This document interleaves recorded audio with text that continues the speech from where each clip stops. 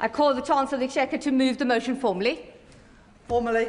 The question is that income tax is charged for the tax year 2026-27, and it is declared that this and is expedient in the public interest that this resolution should have statutory effect under the provisions of the Provisional Collections of Taxes Act 1968. I now call the Leader of the Opposition. Leader of the Opposition, Kemi Badenoch.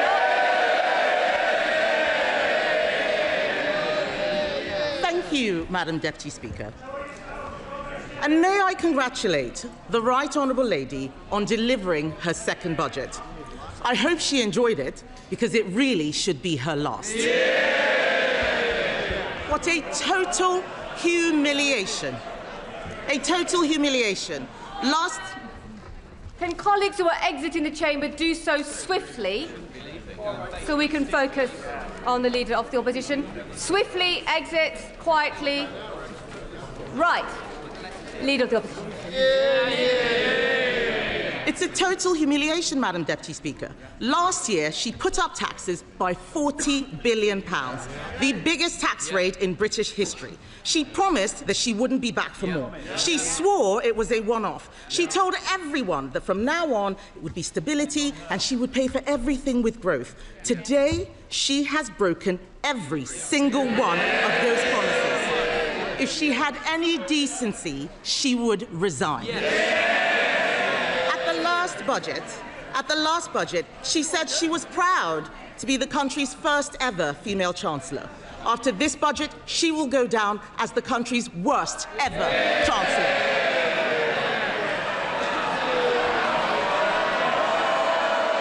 Today...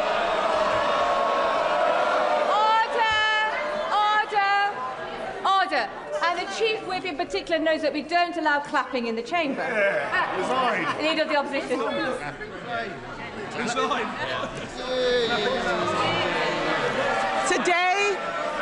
Today she has announced a new tax rate of £26 billion. They're all cheering. Household income is down. Spending policies in this budget increase borrowing in every year. That smorgasbord of misery we just heard from her can be summed up in one sentence. Labour are hiking taxes to pay for welfare. This is a budget for Benefit Street, Madam Deputy Speaker, paid for by working people. This budget increases benefits for 560,000 families by an average of £5,000. They are hiking taxes on workers, pensioners and savers to pay for handouts to keep their backbenchers quiet. These are the same, yes, they can chanter all they like. These are the same backbenchers, Madam Deputy Speaker, who cheered last year when she taxed jobs and left more than 100,000 people without an income. They cheered because they didn't understand the consequences of what they were doing, and they still don't. Madam Deputy Speaker, it's not been an easy time for the Chancellor. No one liked seeing her sitting on those benches as it dawned on her that her own backbenchers were going to do to her political career what she's done to our economy. But she could have chosen today to bring down welfare spending and get more people into work. Instead, she has chosen to put up tax after tax after tax, taxes on workers, taxes on savers, taxes on pensioners, taxes on investors, taxes on homes, holidays, cars, I think even milkshakes, taxes on anyone doing the right thing. She and this government have lost what little credibility they had left, and no one will ever trust her again. What's amazing, Madam Deputy Speaker, is that she has the nerve to come to this House and claim this is all someone else's fault. A laundry list of excuses. Yeah. Yes. Madam Deputy Speaker, they blame the Conservatives as if we've been sneaking into the Treasury under the cover of darkness to give pay rises to the unions. She inherited an economy with inflation at 2% and record high employment. She has tanked it in just over a year. Endless excuses. She blames Brexit. She blames Donald Trump. She needs to blame herself. And I've got some news for her. The Chancellor didn't seem to understand what the OBR was saying. Inflation is up, not down, and that inflation was stoked by her tax and spend decisions. The economic fiscal outlook says that they expect inflation to stay higher for longer. Everybody else has read it. She still hasn't read the OBR analysis. She blames higher than expected borrowing costs. Where does she think they came from? Those borrowing costs are driven by her lack of grip. She is paying more, you're saying us, she's paying more to borrow than Greece. She is paying more to borrow than at any point under the 14 years of Conservative government.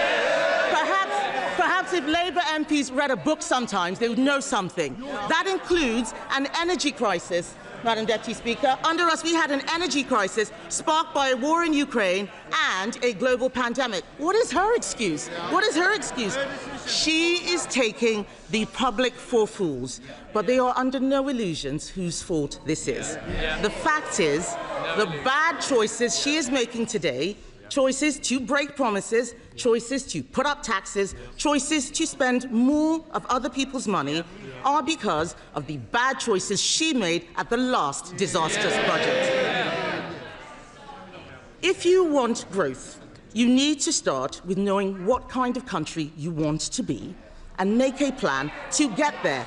Create certainty for the people and businesses who will drive growth. There is no growth and no plan because Labour focused on settling scores and scratching the itches they had in opposition. She promised stability, she delivered chaos. Just look at the circus around this budget. First the leaks, then more leaks to try to undo the damage. Calling panicky press conferences, U-turning on her U-turns, rolling the pitch one day only to plough through it the next. She had the cheek to talk about stability, Madam Deputy Speaker. She has become the first Chancellor in history to release the whole budget ahead of time. This is extraordinary. It tells you everything you need to know about her grip on the Treasury. She's making the UK a shambolic laughingstock to international investors, and if she doesn't resign for breaking her promises, she should sure as hell go for this.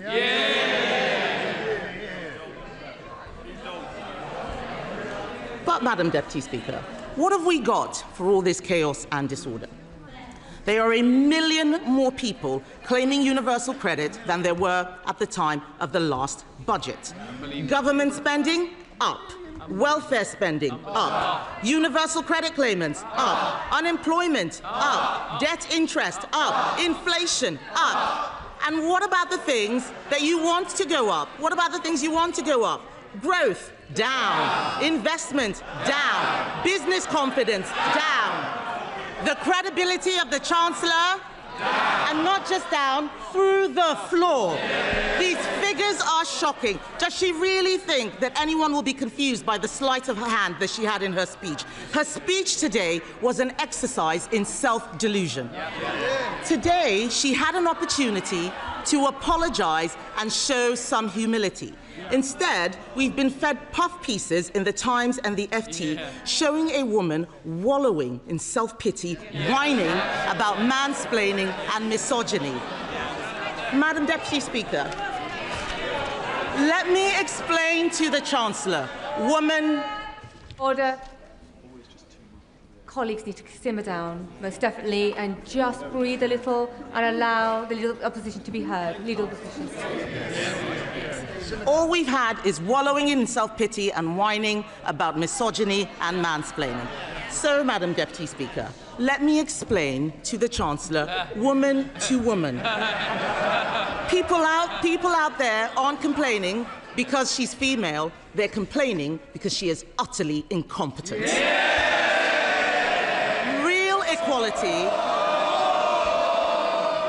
Real equality means being held to the same standard as everyone else. It means being judged on results. Take her bright idea, the Office for Value for Money. It's been closed down because it didn't save a penny. In fact, it cost the taxpayer £1.6 million. You couldn't make this stuff up. Madam Deputy Speaker, I've identified a way to save taxpayers huge amounts of money by sacking just one person, the woman sitting opposite. The ex-chief economist of the Bank of England was not mansplaining. He wasn't mansplaining when he said the uncertainty around today's budget is the single biggest reason growth has flatlined. What did the Chancellor think would happen when she went on breakfast telly to do an emergency public service announcement? I interrupt your Cheerios to bring you this frightening message about income tax. And then, unbelievably, she changed her mind 3 days later. No wonder people are in despair. She says she wants people to respect her. Order. Conservative colleagues are drowning out the Leader of the Opposition speech, so just be mindful nobody will be able to hear her at home. Leader of the Opposition.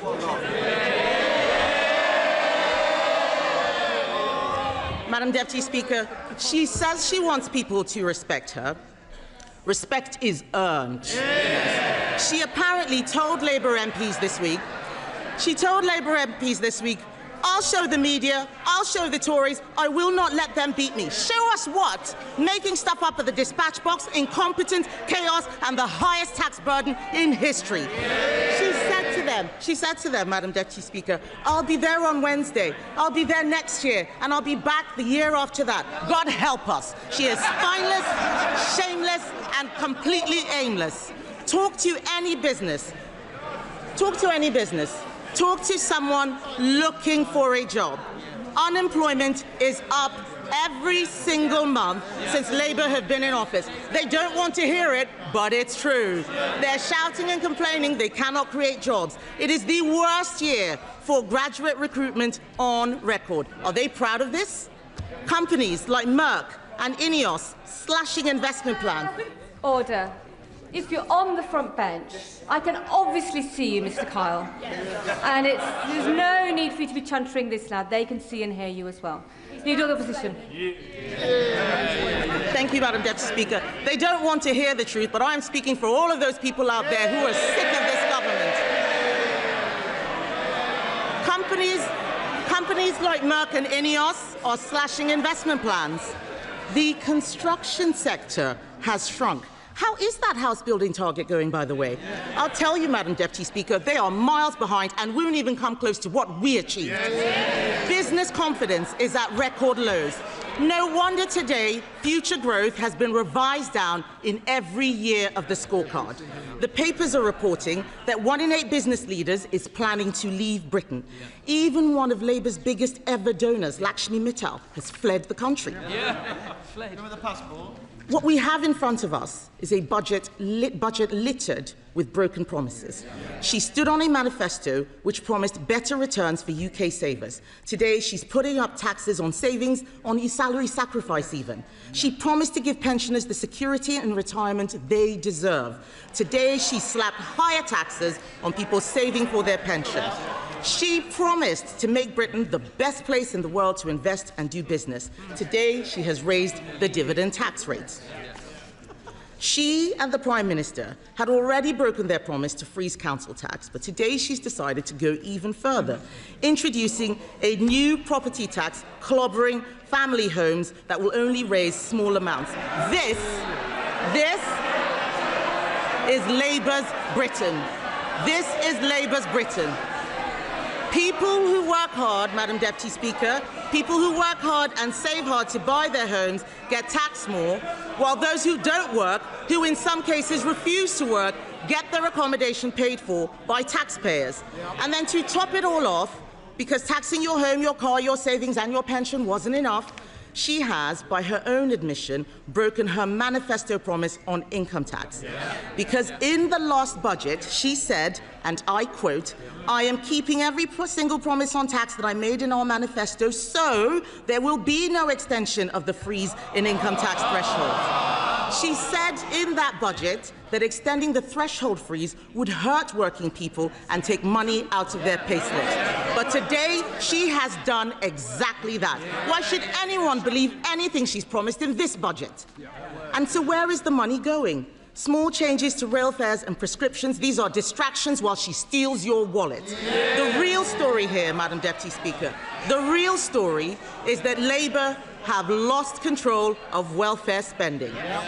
Not only will working people have their tax thresholds frozen while benefits go up in line with inflation, not only have Labour abandoned reforms that would have saved the taxpayer £5 billion after pressure from these backbenchers, today they have added another £3 billion to the bill by scrapping the two-child benefit cap. We introduced that cap, Madam Deputy Speaker, because it means people on benefits have to make the same decisions about having children as everyone else. Even Labour voters know that it strikes the right balance between supporting people who are struggling and protecting taxpayers who are struggling themselves.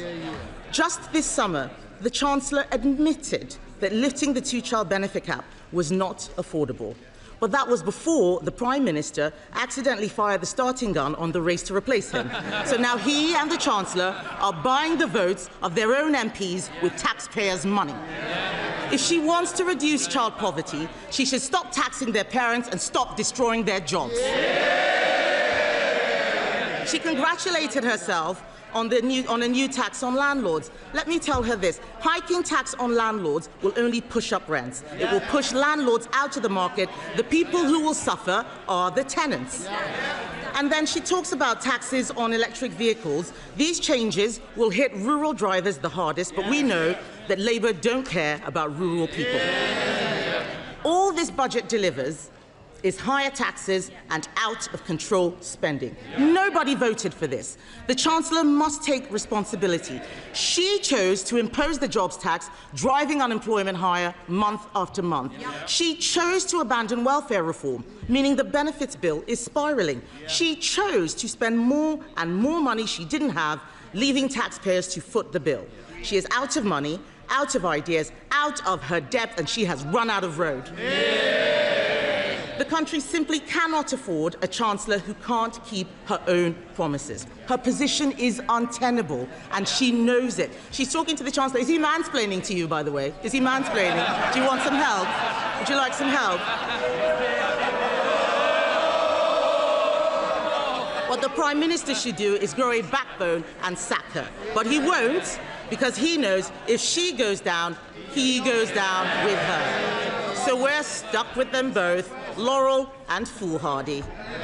Does she have any sympathy for the people facing Christmas without a salary because of her jobs tax? For the retailers who are suffering sleepless nights because of their plummeting Christmas sales? People out there are crying. Last year, we had the horrors of the Halloween budget. This year, it's the nightmare before Christmas. And as for her, she's the unwelcome Christmas guest, 10 minutes through the door, and she's eaten all the Quality Street, Madam Deputy Speaker.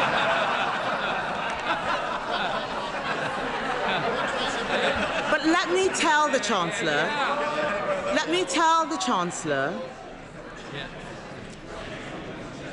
Chancellor something she has forgotten.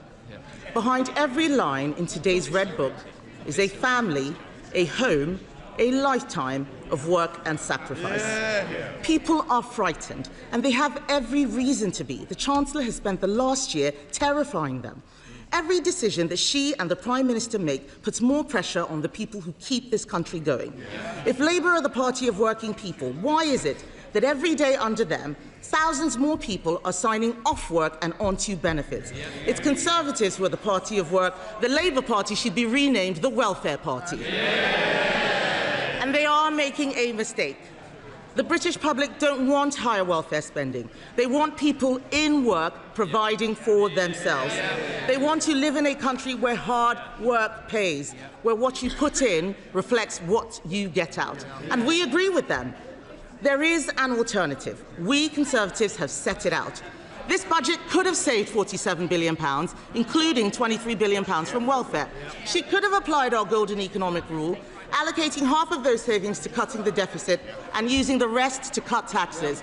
Oh, they're all pretending they're not listening. It's the shame of the mess they've made. It's the shame of the mess they've made. Order. Mr. Vince. Mr. Thompson, you're so enthusiastic. I was worried you were going to knock Mr. War off his chair a moment ago, so we need to calm down and breathe, and we need to ensure that we can hear the Leader of the Opposition. Kemi Badenoch. Even the dog is laughing at the Chancellor, Madam Deputy Speaker. She could have applied our golden economic rule, allocating half of those savings to cutting the deficit, using the rest to cut taxes. She could have abolished stamp duty on homes to get the housing market moving, abolished business rates on shops to breathe life into our high streets. She could have introduced our cheap power plan. It saves a lot more money than what she announced would bring down energy costs for homes and businesses. That's what she should have done.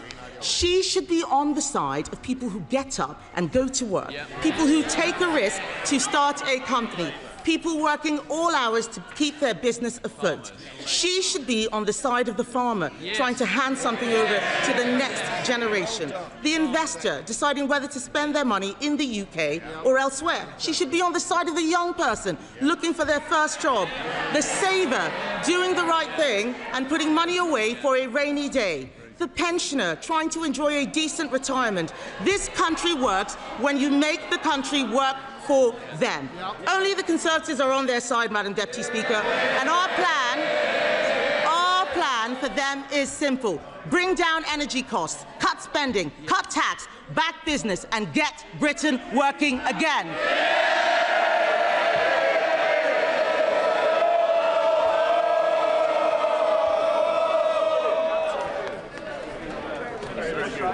Colleagues are exiting. Can they do so quietly and quickly before we come to our first backbench contribution?